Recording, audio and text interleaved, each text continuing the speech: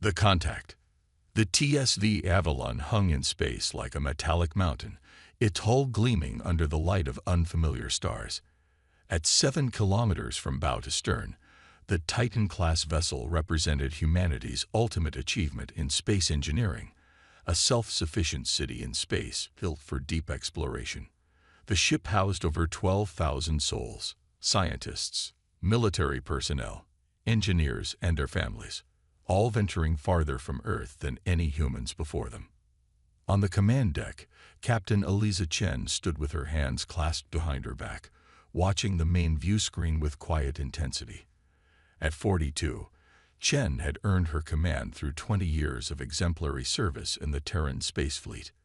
The small scar along her jawline and the slight stiffness in her left shoulder were testaments to missions where she put her crew's safety above her own. "Status report," she ordered, her voice calm but carrying the unmistakable note of authority that had earned her both respect and loyalty. Commander Jackson Reeves, her XO, looked up from his station.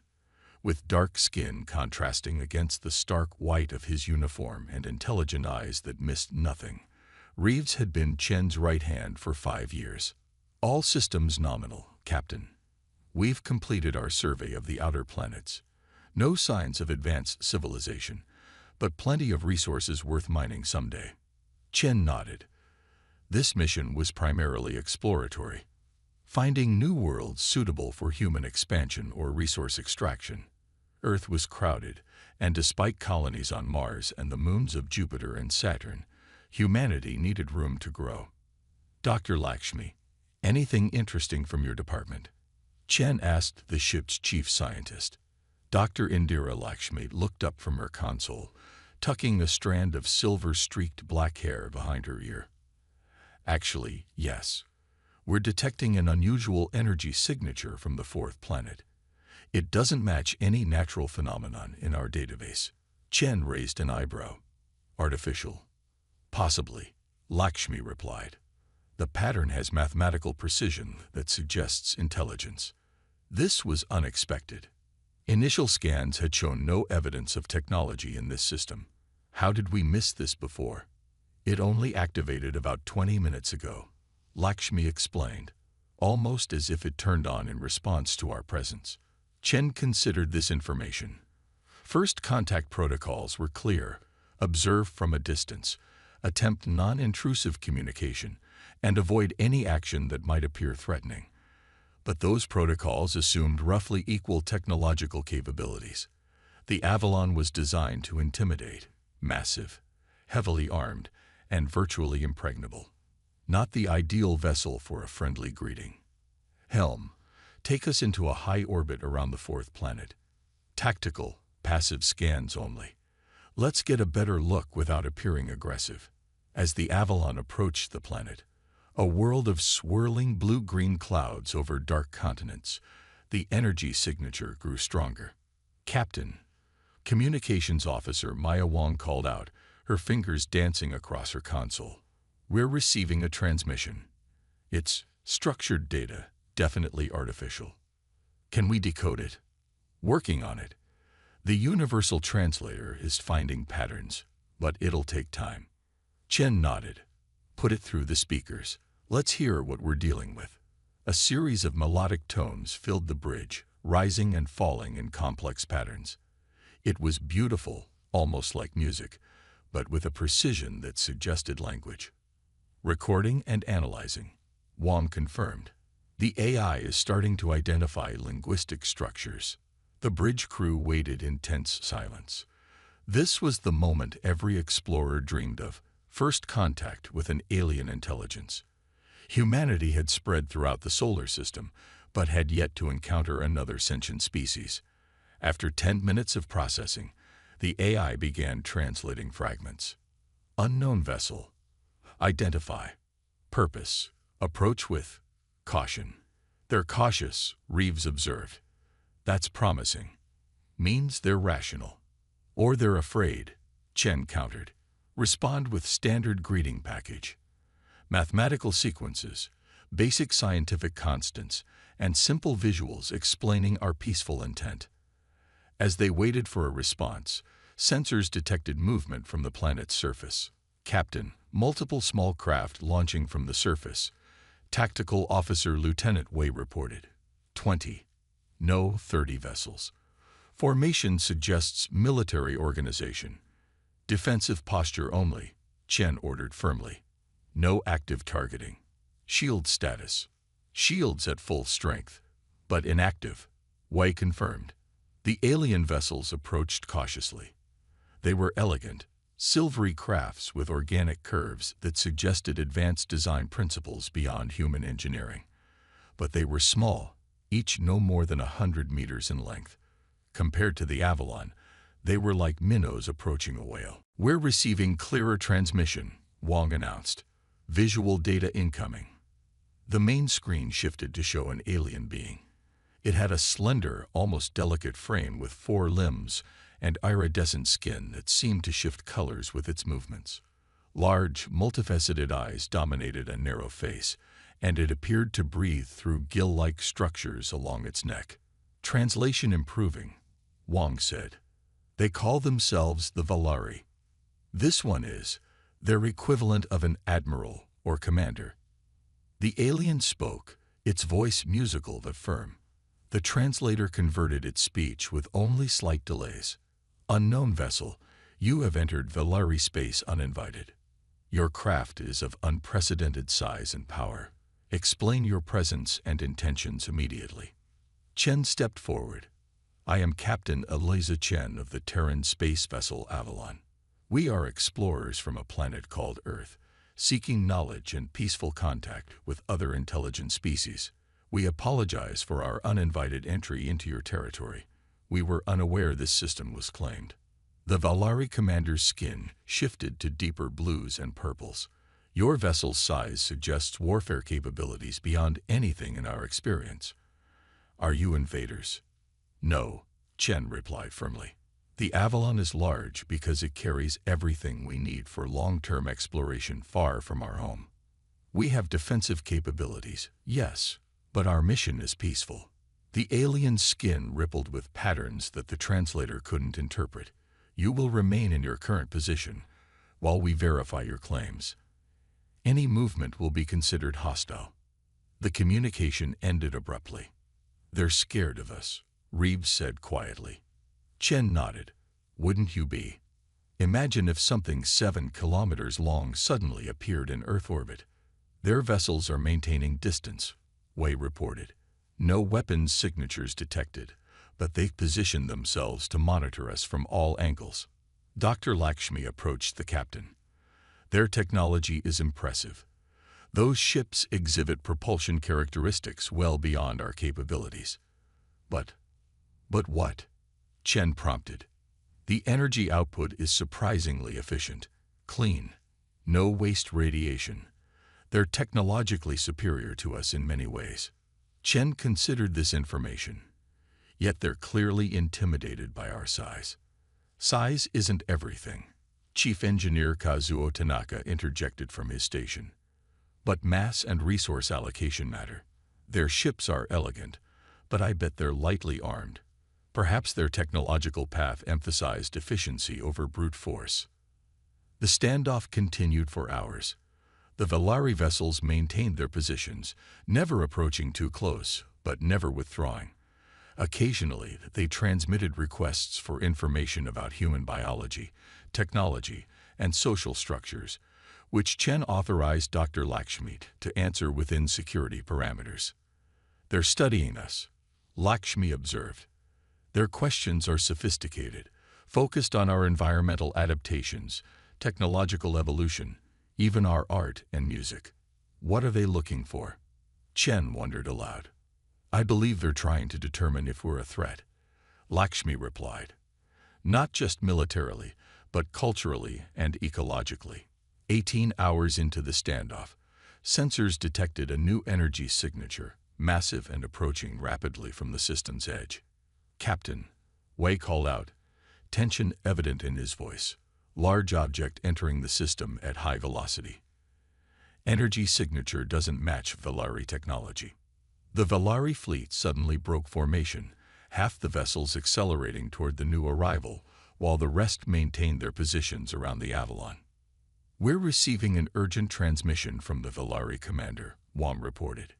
The alien appeared on screen again, its skin now pale and pulsing rapidly. "Terran vessel, our space is being invaded by a hostile species we call the Draxid. They are predators who consume all in their path. We recommend you withdraw immediately for your own safety." Chen exchanged glances with Reeves. "They're warning us, not ordering us to leave, but recommending it." "The Valari fleet is outnumbered," Wei observed, studying his tactical display. "Sensors indicate the incoming Draxid vessel is nearly 2 kilometers in length, heavily armed. The Valari don't stand a chance." Chen straightened her uniform jacket. "Hail the Valari commander." When the alien appeared again, Chen spoke clearly and confidently. "Commander, we detect the threat approaching your people. The Avalon was built to protect as well as explore. We offer our assistance." The Valari's skin flashed with rapid color changes. "You would intervene in a conflict not your own." "That's what explorers do," Chen replied simply. "We help where we can." For a moment, the alien was silent, its multifaceted eyes studying Chen intently. Then it made a gesture that seemed like resignation or acceptance. "Your assistance would be appreciated, Captain Chen. But understand that the Draxid are unlike any enemy you have faced. They consume not just resources but entire biospheres. They see other sentient life as nothing more than prey." Chen nodded grimly. "Understood. Please share your tactical data and coordinate with my officers. Let's show these Draxid that preying on others isn't as easy as they thought." As the Avalon's massive engines powered up and the ship moved to defensive position, Chen couldn't help but reflect on the irony. They had come seeking peaceful first contact, only to find themselves preparing for battle alongside aliens they barely knew against a threat they didn't understand. But if humanity was going to announce its presence to the galaxy, perhaps this was the perfect way to do it. Not as conquerors, but as protectors. The Alliance. The Draxid ship emerged from faster-than-light travel like a nightmare-given form. All angles and protruding weapons arrays, its hull a mottled combination of biological and mechanical components. Unlike the elegant Valari vessels or the utilitarian design of the Avalon, the Draxid craft seemed to have grown rather than been built, with an unsettling asymmetry that defied human engineering principles. "That thing is alive," Dr. Lakshmi whispered, staring at the sensor readings. "At least partially. Its hull contains organic components that appear to regenerate." "Lovely," Chen muttered. Tactical analysis. Lieutenant Wei studied his console, face grim. "Heavy energy weapons, unknown type. Their shields operate on different principles than ours. They appear to absorb energy rather than deflect it. And they're launching smaller craft, hundreds of them." On the main view screen, they watched as swarms of drone-like vessels poured from the Draxid ship, each perhaps 20 meters long with curved, claw-like appendages at their front. The Valari defense fleet moved to intercept, their weapons firing brilliant beams of coherent light. Where the beams struck Draxid vessels, the organic hulls blackened and burned. But for each drone destroyed, 3 more took its place. The larger Draxid ship remained stationary, directing the assault. "They're coordinating like insects," Reeves observed. "A hive mind." "Possibly," Lakshmi agreed. "The smaller vessels show limited independent action, but perfect collective coordination." Chen activated the ship-wide communication system. "All hands to battle stations. This is not a drill. Weapon systems online. Shields to maximum." Throughout the Avalon, 12,000 humans prepared for humanity's first interstellar battle. Families moved to secure central areas, science teams converted to emergency medical personnel, and weapon stations powered up technologies that had never been tested in actual combat. "The Valari are taking heavy losses," Wei reported. "Their weapons are effective but limited in range and power. Move us between the Draxid and the planet," Chen ordered. "Active targeting on the drone swarms. Fire when ready." The Avalon's massive engines flared as the titanic vessel positioned itself as a shield for the Valari homeworld. Its size, initially a cause for alarm among the Valari, now became their greatest hope. "Valari Commander is hailing us," Wang announced. The alien appeared on screen, its skin pale with stress, patches of it darkened as if injured. "Captain Chen, we appreciate your intervention, but the Draxid will not be deterred. They have consumed 3 of our colony worlds already. Their hunger is endless. So is human stubbornness," Chen replied with a tight smile. "We've synchronized our targeting systems with your fleet's movements. Focus on protecting your damaged vessels while we deal with the main swarm." The Avalon's weapons systems activated for the first time outside of testing. Designed primarily for asteroid defense and theoretical space combat, they had never faced an actual enemy. Particle beams lanced out, cutting through dozens of Draxid drones with each sweep. Point defense turrets tracked and eliminated others with automated precision. "The swarm is changing formation," Wei warned. "They're adapting to our attack pattern." Chen nodded. "Switch to random targeting protocols. Don't give them patterns to analyze." For several minutes, the battle proceeded in their favor. The Avalon's superior firepower decimated the drone swarms, while the Valari fleet, emboldened by human support, pressed forward with renewed coordination. Then everything changed. Energy spike from the main Draxid vessel. Wei shouted. "There!" A massive pulse erupted from the alien ship, washing over the battlefield. Throughout the Avalon, systems flickered and reset. "EMP variant," Chief Engineer Tanaka reported, his fingers flying over his console. "But selective, targeting command and control systems. Main power holding but weapons targeting is offline. Restoring from secure backups now."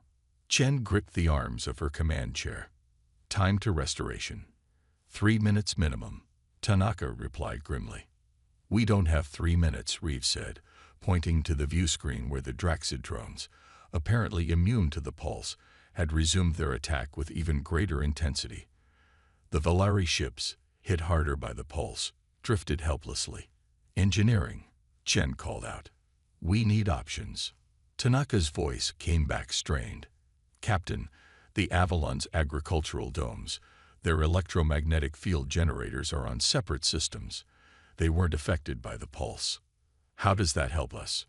Those fields are designed to stimulate plant growth, but if we reconfigure them and overload the emitters, we could create a massive electromagnetic wave of our own. Not powerful enough to damage the Draxid, but possibly enough to disrupt their coordination temporarily." Chen didn't hesitate. "Do it, and divert emergency power to shields. If we can't fight, we can at least take a beating." As Tanaka's team worked on their improvised weapon, the Draxid drones swarmed around the Avalon, their claw-like appendages tearing at the ship's hull. Shields flared and held, but the constant attacks were draining power at an alarming rate. "Valari vessels are completely disabled," Wei reported. "The Draxid are ignoring them for now, concentrating on us." "They recognize the greater threat," Chen said. "Tanaka, status." "Ready, Captain, but there's a problem. The emitters need to be manually aligned from outside the ship. The pulse knocked out our remote control systems." Chen's jaw tightened. "Understood. Prepare an EVA team." Reeves stepped closer. "Captain, that's a suicide mission. Those drones will tear apart anyone who goes outside." "I'm aware, Commander," Chen replied quietly. "Ask for volunteers only." To everyone's surprise, it was Dr. Lakshmi who spoke up. "Captain, I have an alternative. The Valari communication systems appear to operate on different principles than ours. They weren't affected by the pulse. If we can transmit our field modulation patterns to their vessels, they might be able to generate a similar effect from their still-functioning systems. Can we communicate with them?" "Our systems are compromised," Chen pointed out. Lakshmi smiled slightly. "The old-fashioned way. Morse code using manual control of our external navigation lights. Their sensors can detect that." Chen nodded. "Do it. For the next crucial minutes, as Draxid drones continued their relentless assault, Lakshmi transmitted complex scientific data using nothing more sophisticated than blinking lights. The Valari, proving their intellectual prowess, understood and responded. "They've got it," Lakshmi announced. "They're implementing the modifications now." What happened next surprised even the humans who had proposed the plan. Rather than simply disrupting the Draxid coordination, the combined electromagnetic fields created by the Valari ships interacted with the unique biological components of the Draxid drones. The smaller vessels began to twitch and spin erratically, their coordinated attack dissolving into chaos. "It's working better than expected," Tanaka observed with surprise. "The Draxid biology is responding to the field frequencies. It's like they're experiencing extreme disorientation." "Weapons back online," Wei announced. "Target the main vessel," Chen ordered. All batteries. The Avalon's weapons systems, now restored, focused their full power on the Draxid mothership.